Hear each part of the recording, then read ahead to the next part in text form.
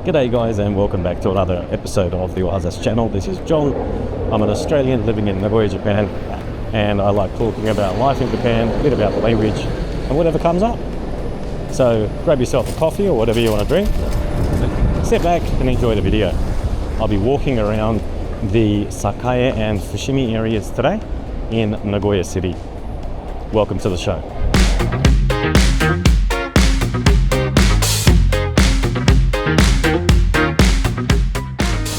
Okay, so right now we're on a place called Nishikidori. This is one of the main streets that starts from Sakae, and you can go all the way down to Nagoya station. And we'll do a quick walk around the area. Today's topic, by the way, is counting in Japanese. Now, I've previously covered one of the quirks of counting in Japanese. I'll put a link to that video down below. The quirk in that video was about the unit for 10,000. So in English, we jump from thousands to millions. And in Japanese, you go thousands and then 10,000s, and there's no million. So it can be quite difficult or challenging to count large numbers in Japanese. Okay, this is now Fushimi Dori, and we're going to turn left here. There's a beautiful Thai restaurant here, by the way. I highly recommend it if you're ever in the area and you're looking for Thai food. Really, really good Thai food. And I'm not just saying that it's not like good for Japan standard, it's good for any standard.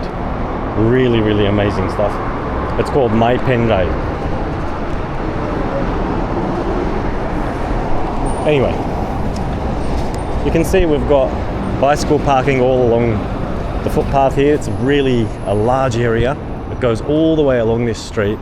Another great thing about this street is the dedicated bicycle lane. And this is the type of bicycle lane that we dream about. See how it's dedicated? You've got a rail over there, so the cars can't come inside here. They can't park, because that's what always happens with bike lanes. So it's a fully dedicated lane. The only problem I've encountered is occasionally a pedestrian will somehow wander into this area. Sometimes they have good reason, they're picking up their bike, but sometimes they just wander in, but it's rare. So you've still got to be careful and look out for pedestrians, but overall it's a very, very good system.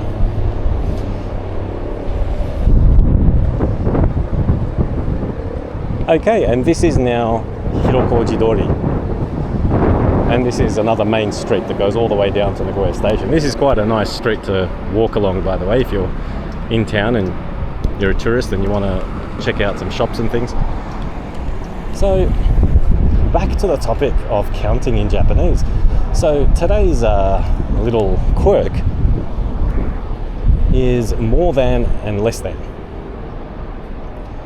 Now in in English, when we say something like under 5, it usually doesn't include the number 5, right? Under 5 usually means 1, 2, 3, 4. If you wanted to include 5, you'd have to say 5 and under. Now, the standard in Japanese, the words are, by the way, I'll introduce them here, ika and ijo. They're more than and less than. But the catch is they include the number that you say before it, or before them. So go is 5, so go ijo means 5 and over. Go ika means 5 and under. So that part gets us English speakers. Well, it got me. I wish someone taught me the little trick that I'm about to teach you early on, because I struggled with this for a little while. And as soon as I found out about the little trick, things got really easy.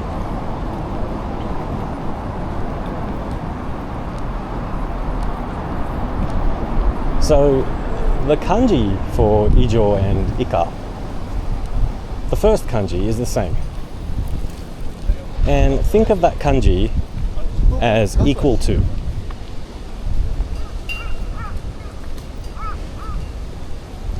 You can look that kanji up. It'll help you memorize it even more, I think. So just remember it as it equals that number. By the way, this building over here, this is a pretty famous kabuki venue called Misonoza. And there's a massive apartment complex on top. But that lattice structure over there, that's Misonoza. And over here we've got a special tree. Looks like it's been here since about 250 years ago. From about the Edo period, my goodness. And you can see it's got special shimenara around it. I'll just wait till this gentleman goes past and we can have a look, a closer look over here. You can see that rope around the tree. So it's a sacred, special tree. Anyway, let's keep going. So you've got the first kanji in both Ika and Ijo. You can remember that as equal to. And so that should help you remember the definition and help you remember that it means equal to and above or below.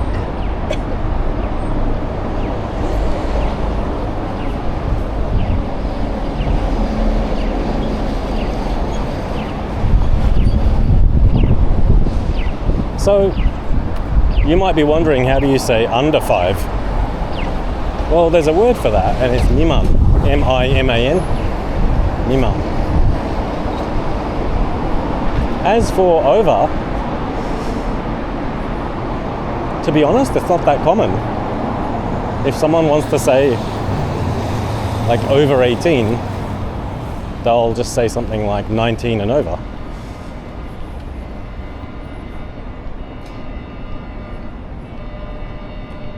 Now, there's another couple of little things that I want to share with you while we're on this topic. There's another couple of suffixes that can be used to help you with numbers. The kanji for strong and the kanji for weak. They're pronounced kyo and jaku, respectively.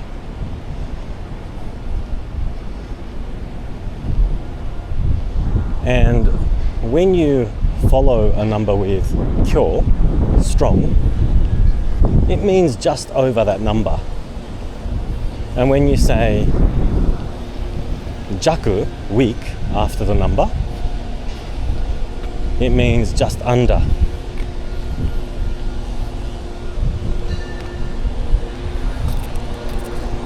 Well, let's go through this park over here.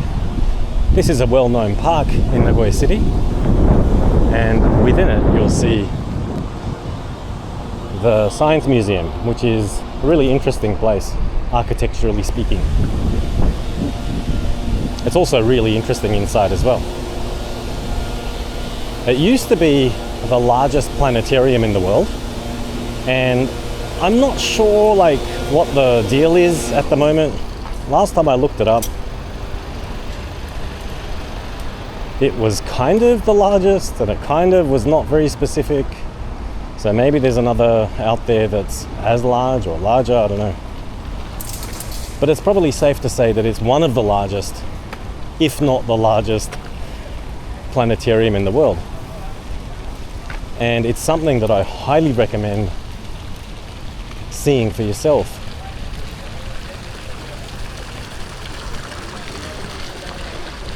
It's very realistic.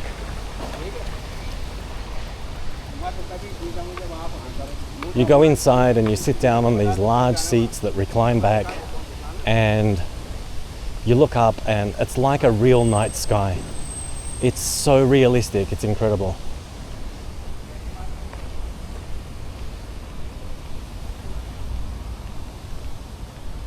There's this beautiful water feature over here, right in front of the museum.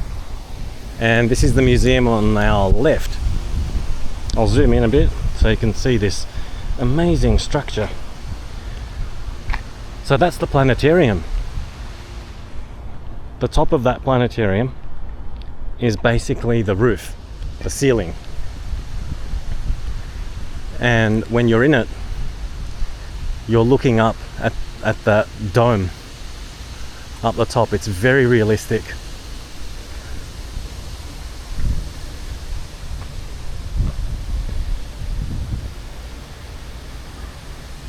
There's some really unique science exhibits in there. It's really fun for kids. Kids love this place. Let's have a closer look at this water feature.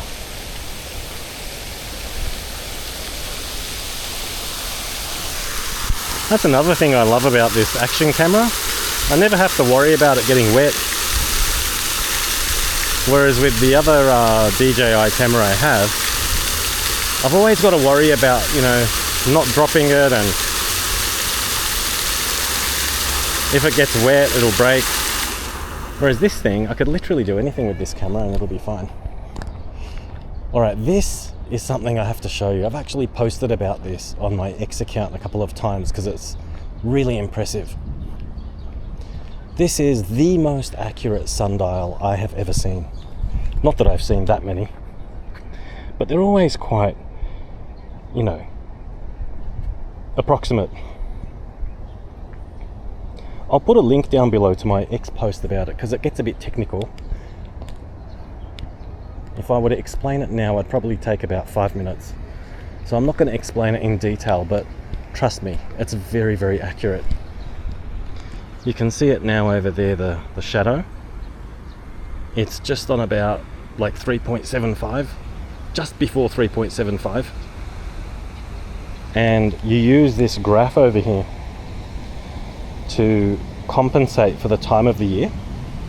It's got like a formula on this graph, and if you follow the formula, you'll find that it's extremely accurate.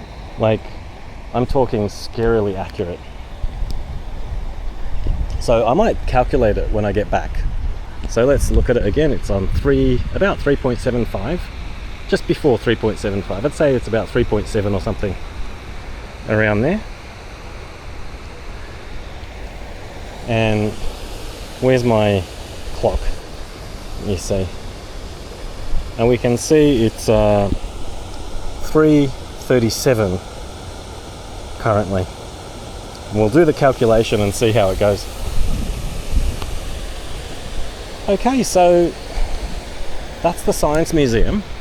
And let me see if I can get this camera off again. I really want to perfect this motion, make sure I can smoothly disengage the camera from my neck mount when I need to and walk around, and then put it back, hopefully without dropping it or getting in the way of the lens too much. While we're here, there's actually quite a bit going on in this park. This park, by the way, is called Shirakawa Koen, Shirakawa Park.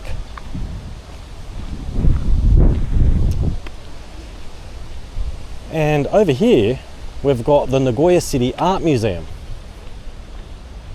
And they'll always put up a poster of, you know, what they're doing at the moment. It's their day off today. Mondays are usually when everyone is closed, when it comes to these city places. So the current exhibition is Textiles of Sweden.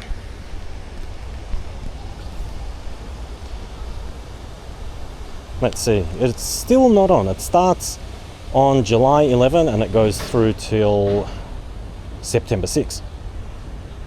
So if you're planning on coming to Nagoya during those dates, you can check it out. Anyway, we'll continue walking around.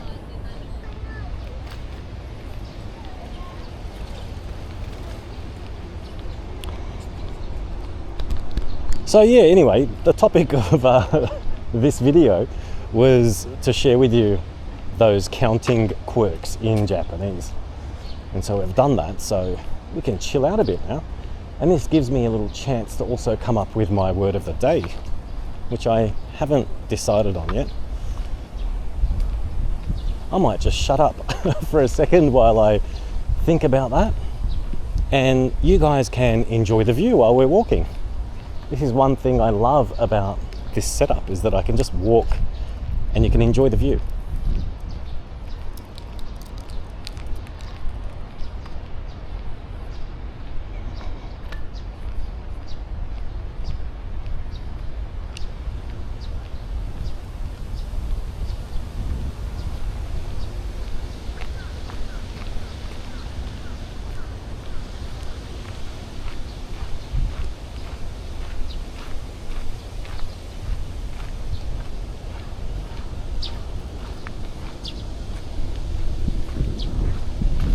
I'll show you the view of the Science Museum from this angle. We're a little bit further away.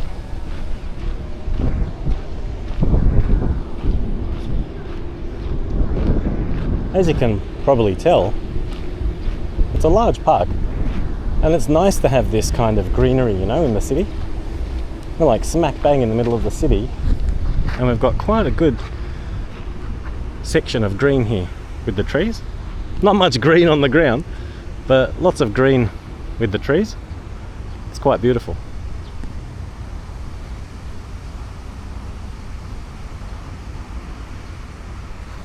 Okay, let's continue. By the way, a couple of videos ago, I took you guys somewhere called Ohazassu, and that was when I cycled there, and we also visited a place called Ohazassu, which is the famous temple there. Ohazassu is located over there, that way, just across the road. It's not far from here. We have a little footbridge over here, but I'm pretty sure we can't go all the way to the other side of the road. Anyway, I wanted to show you the shrine on this side anyway, so there's not much point, but yeah, there's this weird little footbridge here. It's half blocked off, and I've never really understood the point of it, but it will take you over to, I think, a car park over there in the middle.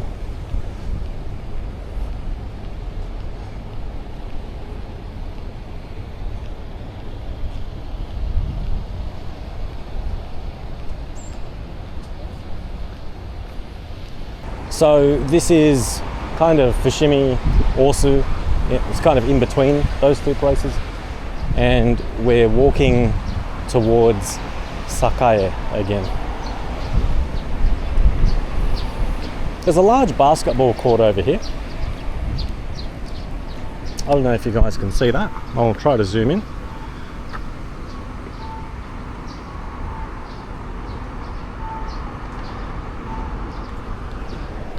I think you have to book it though. I'm not sure if you can just rock up. It's always busy. There's always people playing basketball there.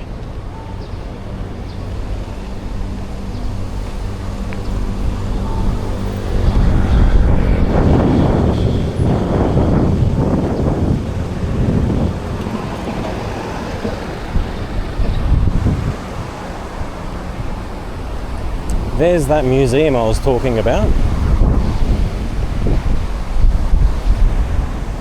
It's a sword museum, I believe.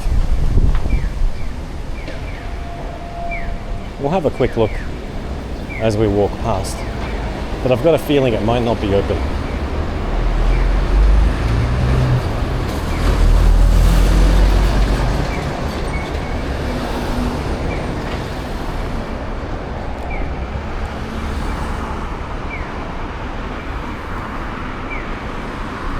If you're into swords and armor, it's the place for you.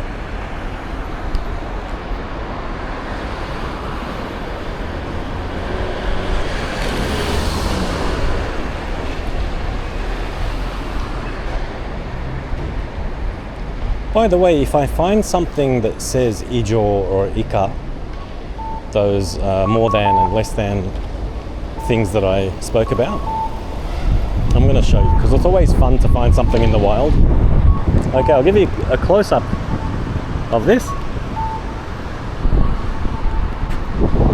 Isn't that cool?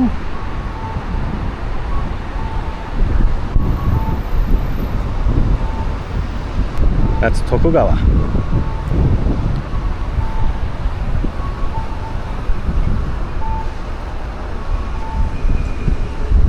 And this is Oda Nobunaga. And over here we've got Toyotomi.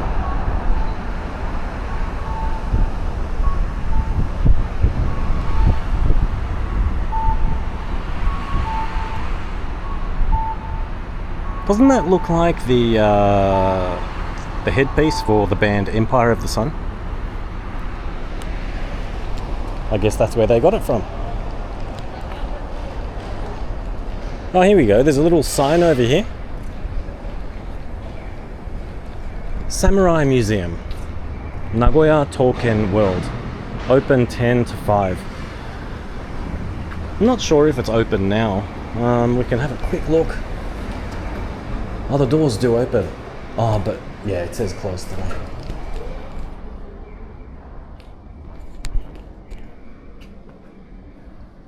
Look at that.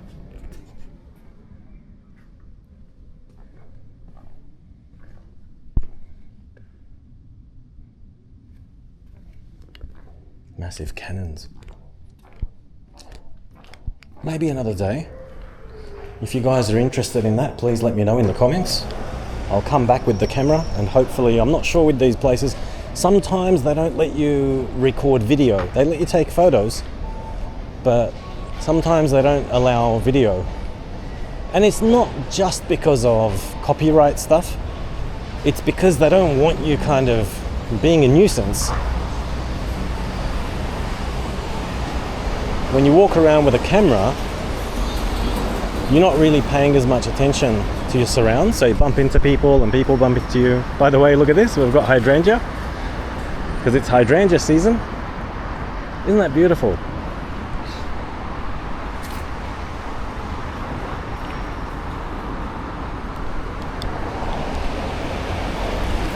If I'm not mistaken, during this time, they have wind chimes over here in front of this shrine. I wonder if they're up yet. We'll have a quick look. So this place is called, I've said this before in my videos, when I was in Ohazassu, I think I showed you guys, there are usually signs like this, one in Japanese, one in English. So if you're interested in the history of a place or want to learn more, you know, it's always worth stopping and reading a little bit about it. So this place is called the Wakamiya Hachiman Shrine. And it says the shrine's record tells us that it was opened during the reign of Emperor Monmu from 697 to 707 and restored during the Engi period 901 to 23. Tokugawa Ieyasu from 1542 to 1616 relocated the shrine to the present site in 1610. The shrine's festival is carried out on May 15 and 16 every year. Its festival float Fukuroku Jusha, one of the 7 gods of good luck, is cultural property of the city. There you go. Beautiful place, complete with hydrangea. Isn't it beautiful?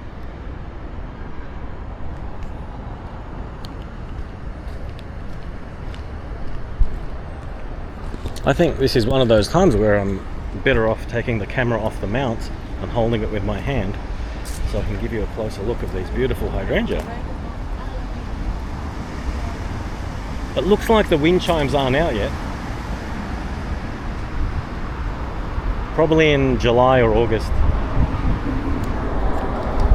I think I'm getting better at this this camera mount. It's back now. There we go. I haven't dropped it yet. Check out this bike shop. Anyone else like a good bike? These are the good old mamachadis. You can see they started around 25,000 yen, 19,500 yen. It's like a couple of $100. And they've got more expensive bikes inside.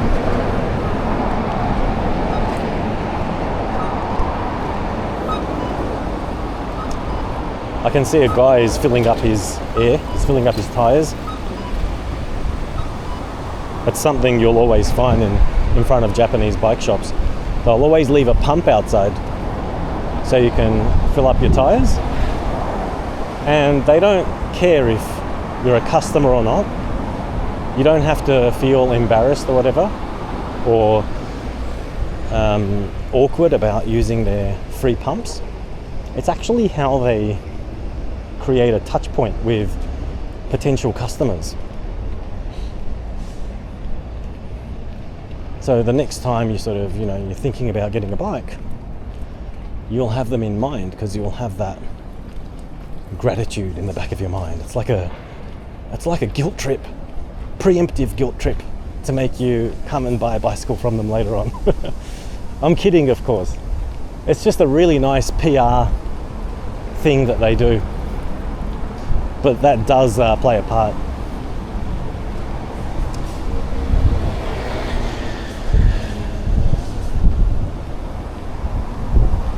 Bike shops also always have a sign outside that tell you it's okay to come in even if you haven't bought the bike there, and that they're more than happy to service your bicycle no matter where it's from,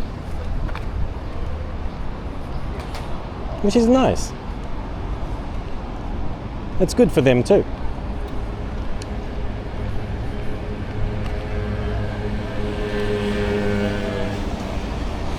Okay, so we're almost back to Sakae. Soon we'll be on the corner of Yabacho.